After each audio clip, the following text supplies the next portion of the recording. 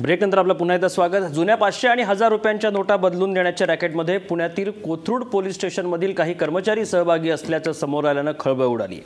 या प्रकरणात Kothrud police स्टेशनमधल्या 5 police कर्मचाऱ्यांची चौकशी सुरू असल्याचं समजतंय।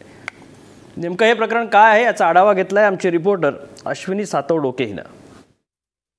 31 डिसेंबर नंतर कोणाकडेही 500 आणि 1000 रुपयाच्या जुन्या नोटा सापडल्या तर त्या व्यक्तीवरती गुन्हा दाखल करण्यात येईल असं जाहीर करण्यात आलं होतं।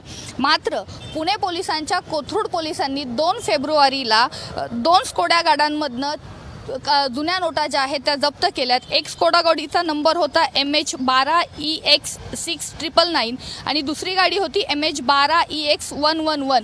या दोन्ही गाड्यातनं जुन्या नोटा ज्या आहेत त्या जप्त केल्या होत्या।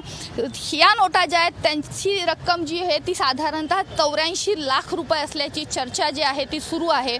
2 फेब्रुवारी रोजी संध्याकाळी 4 वाजण्याच्या सुमारास ही कारवाई करण्यात आली। मात्र 3 फेब्रुवारीला सकाळी पोलीस ठाण्यामध्ये केवळ 22 लाख रुपयांची रक्कम जी आहे ती जप्त केल्याची नोंद करण्यात आलेली आहे। या प्रकरणी कुठलाही गुन्हा जो आहे तो दाखल करण्यात आलेला नाही।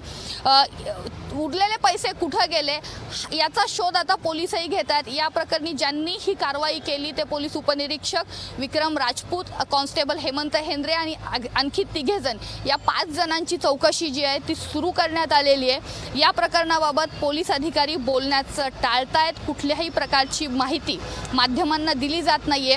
या घटनेनंतर ज्या गाड्या 2 गाड्या पकडल्या त्यातल्या सुटलेल्या ज्या गाड्या होत्या त्या 24 फेब्रुवारीला दिघी पोलीस ठाण्याच्या हद्दीत मॅगझिन चौकामध्ये पकडण्यात आल्या। त्यांच्याकडनं अशाच पद्धतीनं 1,36,24,000ची रक्कम जी आहे ती जप्त करण्यात आलेली आहे। त्या प्रकरणीही कुठल्याही प्रकारचा गुन्हा जो आहे तो नोंदवण्यात आलेला नाही। केवळ स्टेशन डायरीला नोंद करून इन्कम टॅक्स विभागाला याची माहिती देण्यात आलेली आहे। यामुळे या सगळ्या कारवाईबाबत संशय जो आहे तो व्यक्त केला जातोय। केवळ राजपूत, हेंद्रे आणि त्यांचे सहकारी हे 5च जण यामध्ये अडकलेत किंवा त्यापेक्षा अधिक पोलिसांचा यामध्ये सहभाग आहे याची चौकशी आता खात्याअंतर्गत चौकशी जी आहे ती सुरू करण्यात आलेली आहे। ही माहिती का दाबून ठेवली, प्रसारमाध्यमांपर्यंत का येऊ दिली गेली नाही हाही प्रश्न या ठिकाणी उपस्थित झालेला आहे।